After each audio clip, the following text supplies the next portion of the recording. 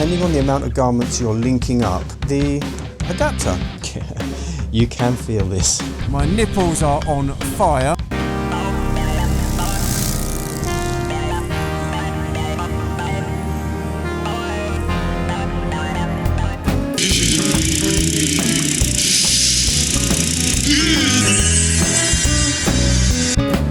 Hi everybody, I have been using the Keis V501 heated vest for, I think it's coming the third season, and I absolutely kind of, swear by it. Great bit of kit. I don't go for the jackets because I find it too bulky under the arms. I have, however, decided to upgrade to the 601, so we're going to have a look at that. But first of all, let's just have a quick look at the current vest. So as you can see, nice fitted vest, fairly thin. We have a nice pocket there where I keep my various cables, depending on what fitment I've got on the bike. You have two of these go to underarm, or you have that one that goes to your heated trousers or socks or boot liners or whatever you've got on there. So great vest, keeps the chill off, nice and warm, great thing in the morning. So let's have a look at the Ultraflex next to see what's in the box. What have we got in the box? Excuse the noise. This material, it's a much thinner vest, isn't it? Same on the inside, we have obviously armpit to go to your gloves. Now, it comes with a Y cable, but I have bought two individual cables. Just makes it a little bit neater inside. Straight off there, down, straight off there, down. It comes with the power controller. Now on my 501, I've got the Bluetooth power controller. This doesn't come with a controller at all. So it's like on or off, and that's it. Unless you buy the power controller. And I bought the Bluetooth one because you've got an app on your phone. However, trouble with the app on the phone is, it's a bit difficult to use when you're riding the bike, so I found it easier to just reach down and press the buttons. Unfortunately, using CarPlay systems, the Bluetooth controller, I would say the Keis app, does not show up on CarPlay. I can't get it to do that, so that would have been great. Maybe it's a little trick that they've missed. The 601 Ultraflex though comes with a controller, not a Bluetooth, and I think if you want the Bluetooth it's about £60, but seeing as I ended up not using the Bluetooth function on the other vest, there's no need to buy it, but I could in theory just swap this onto there if I wanted. So what we're going to do is we're going to get out on the road, but this time we're going to be scientific. Yeah, we are actually going to test the temperature of both. And I think this time of year, it's November, we're probably looking around about 6 to 10 degrees. Either way, I'd like to see what the core temperature is with this versus this. Let's talk about fitting to the bike. It comes with its own power cable, and that obviously plugs in there like such. In the instructions, it will tell you that depending on the amount of garments you're linking up, you will select the correct fuse. As I mentioned, you've got this cable here, which I have fitted to the Speed Triple, which is the standard cable. But I have maintenance trickler systems on the other two bikes, on the VFR and the Fireblade. So I've bought from Keis the adapter. So that would go there, and that would go there. Just makes it easier. Otherwise I'd have to buy another two of those there and flapping around, and of course I'd still need these cables there. So price wise, we're looking here at, as you can see, £180 for the 601. You can purchase the 5000 mAh battery for £90. And here we have microcarbon, interconnected, breathable, and 3 heated levels. Let's now have a quick comparison of what it says on their website. So if we're looking on the left, the 601 versus the 501 on the right, as you can see, it says it's tailor fitted, it's extra, heated collar, which the 501 doesn't have, and that's going to be nice. And you've got a lowered back panel. Well, actually no, I think that just means it's lower at the back. Now, why do I believe this is going to be warmer? Well, first of all, the slim fit could help, but if you look here at the power output, the 501 is 18 watts power output, whereas the B601 Ultraflex is 41 watts. So what we're going to do now is just plugged into the Keis battery, the older one, and we're just going to give it a little home test, obviously, just to see which warms up quicker. So let's turn it on. The vest is not turned on, and well, I think we'll just give it a 2-minute test. It's showing on this side of my jacket 29.7.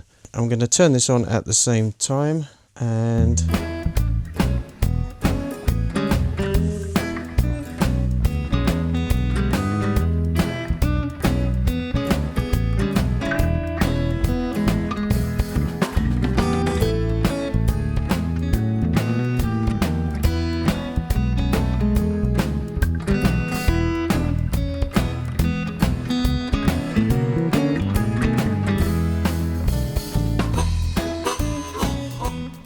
stop.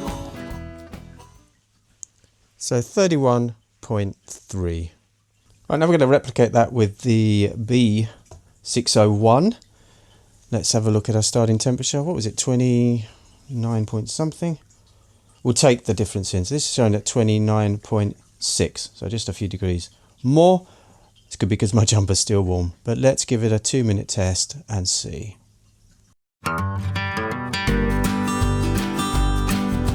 About now I'm starting to feel the temperature on my body.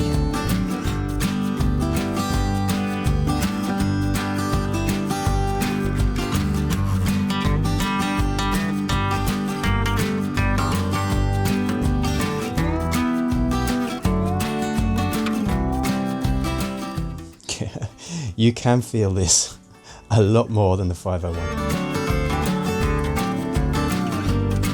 About a minute and a half, we're at 34.5 degrees.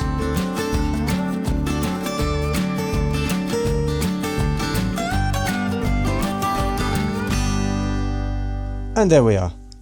So the power's off and we're at 37 and, well, we're at 38 degrees pretty much. You really do feel the difference. It heats up, it seems to heat up quicker. I'll compare the two. Right around the chest, it's a lovely, lovely warm feeling.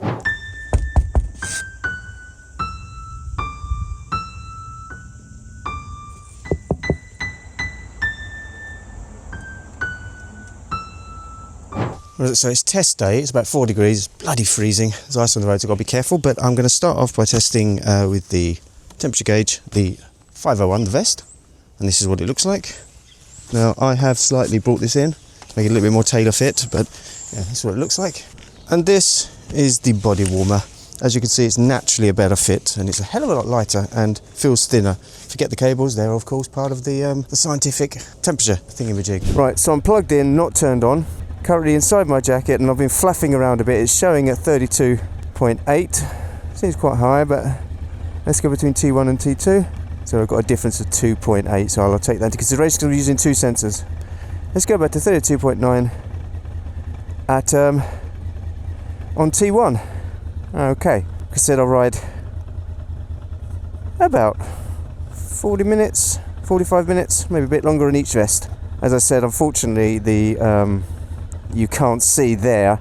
I'll either put it on the screen if I can be arsed, or I'll literally just give a running commentary. But it doesn't matter the starting or the stopping temperature. Well, it matters the stopping temperature, doesn't it? Because that's where I'm going to kind of get the, an average. Okay, gloves are on, but we're not testing the gloves. We've done that already. And now, let's look again. 32.7, and we're now on high. Feeling that already. Now I'm going to have to take it really easy. As I said, it's about 4 degrees. It's sunny, which, as you know, at this time of year is a very, very fake sun. It literally will con you into thinking you're going to be warm when it's actually colder. Okay. And nice and easy. And off we go. Maybe every 10 minutes or so I'll give you a little temperature update. But ooh, that's getting warm already. And just to let you know, we're showing at 35 degrees inside the jacket. Obviously remember, these sensors are touching the vest, so that doesn't mean I'm that temperature. Right, but there's no point in me keeping it on for that amount of time, so I'll turn off now and turn on a bit later. Signing off now at 36.1 degrees. So it's 12 minutes in. We're sticking around about 38.3. I'm not cold. I can feel cold on my arms, of course, because I'm just wearing the t-shirt. Now this jacket does insulate from the heat pretty well, so you know, it's giving a kind of, I suppose it's not taking the wind chill factor that much into consideration, which is actually better because I want to see what the vest does, of course, and I'm not testing a jacket. So 38.5, that seems to be where it's sticking around. I'm not cold at all.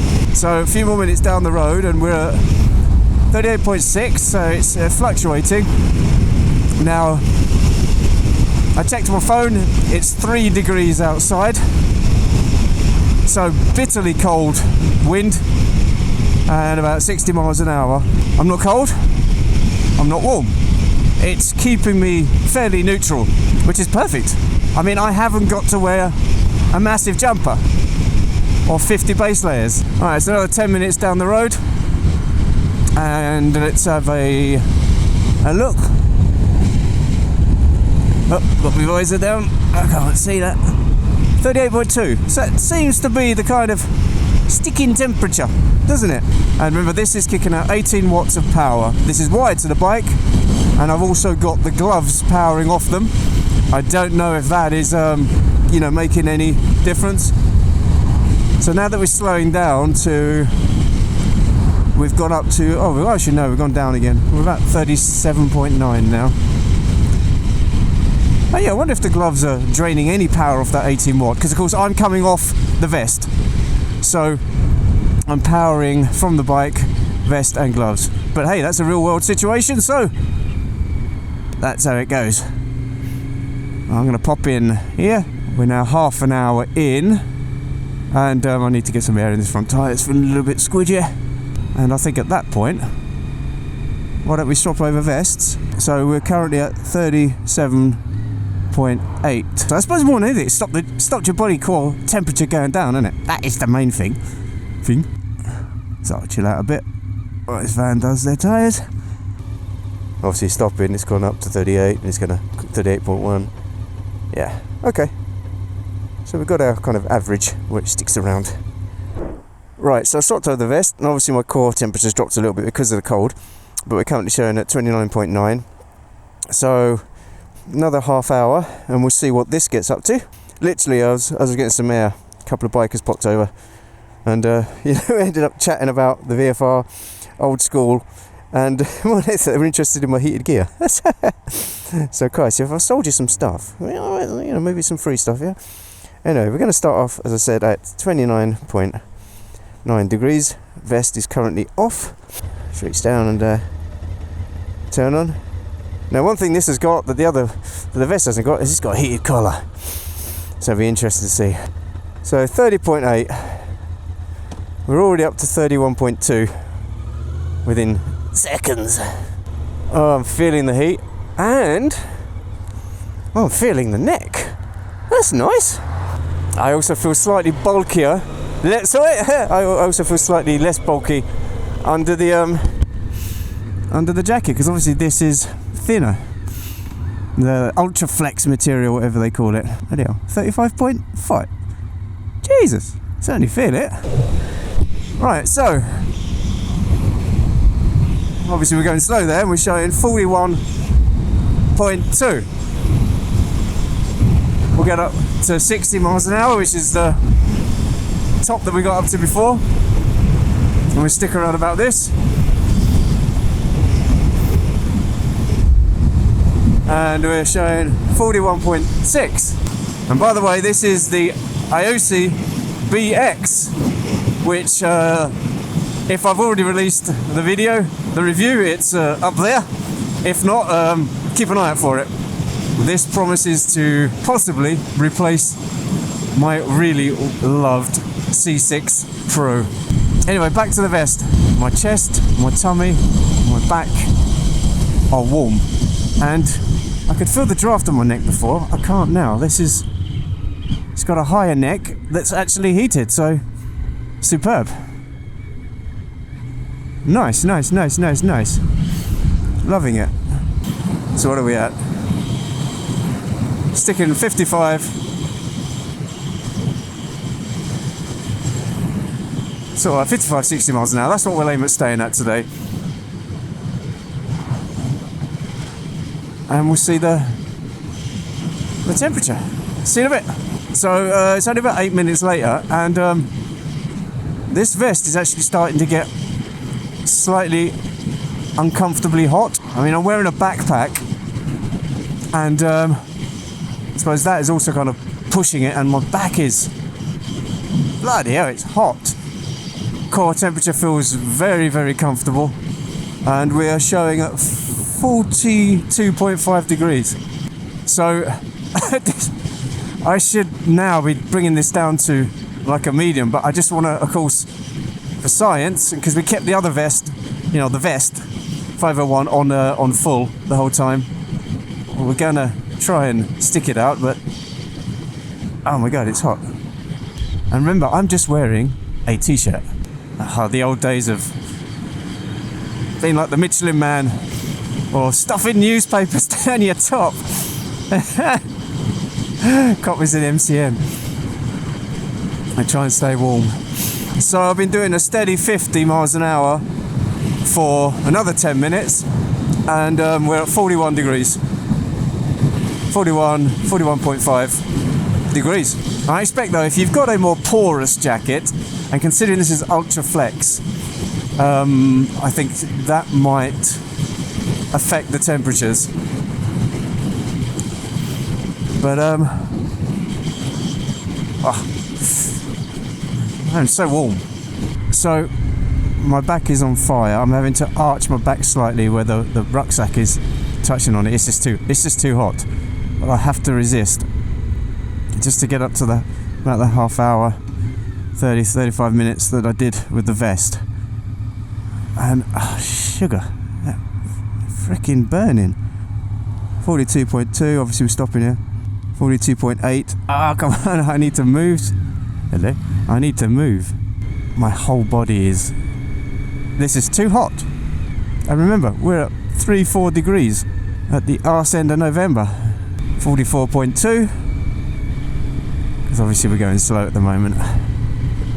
Oh, I tell you, a battery wouldn't last very long with this. With 40 odd watts of power. And obviously my hands are toasty. This is now like a hot summer's day. We're in full leathers. Leathers. So 10 more minutes gone and we're at 41.8 degrees, and I've been going about 9 of those minutes at about 50. And sometimes a little bit over. My back is burning because of the rucksack. Oh, I didn't think it was going to be this good. It is. Taking it easy on these curves. There's going to be black ice, isn't there? 41.9. Alright, we're nearly there. And we're sticking around about 39, 40 degrees at this kind of speed. 46. Yeah, around. We've averaged 50 miles an hour. Through the slower towns, villages, it's too hot. Now, considering, like I said, it's 3-4 degrees outside, this is on full, and I'm boiling, literally burning. When would you need full heat? I mean, going to the Arctic? I don't know. So I would say we'll terminate the experiment about now, because we are coming up to H Cafe, and so slowing down, and we are at 40 degrees, just coming off a 50 mile an hour 10-minute blat. So yeah, we'll close off at 40 degrees. Bloody hell. I'm so glad I could turn it off now. Look at that, it's showing 43.6. Okay, it's coming down now, as obviously I've turned it off. Whew. It's like summer, isn't it? Right. Let's go and have a look at in infinity. Now, in normal circumstances, coming back from a ride like I did, when testing these. I'd need warming up, probably a hot bath or something. However, both of these vests did what they're supposed to do, and I came back absolutely, you know, toasty warm. Of course, I had the gloves, and brilliant, brilliant. If I am though to choose one of these, I've got both, but I can only have one, would 100% be the B601, the body warmer. That's, well, first of all, it really does feel less bulky under the jacket. Let's have a closer look at that Ultraflex material. Obviously it is, as I say, tailor fit, so it's a bit of a nicer shape to the body, although I have modified this. That's like Frankenstein, doesn't it? You know, to feel a little bit better. But without a doubt, this is less bulky. Another thing, this heated collar, that's a game changer. Absolutely fantastic. You know, you really feel that. Really notice the difference when you've got a cold neck, don't you? So, as another advantage to this, of course, is just the pure level of heat. I mean, at 41 watts, I mean, it was beltingly hot. I mean, I did struggle for science to keep it on full power. My back was on fire because of the backpack pushing on it, but it really is over the top. This is sub-zero temperature stuff.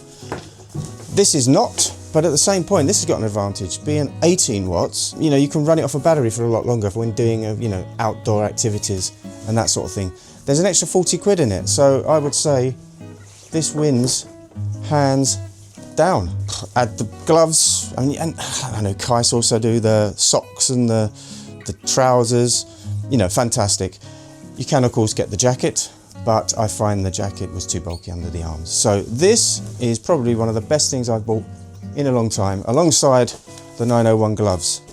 Right, I'm not sponsored at all for this video, all paid for with my own money. It'd be nice if Keis gave me something, but I doubt they will. Well, I'm going to put the links anyway in the description below, so if you want to, you know, check them out, go and have a look. And well, thanks for watching the video. Let me know what you think. Let me know if you're using heated gear. And well, I'll see you all on the next video. Oh, please like and subscribe and hit that bell button. See ya. Bye.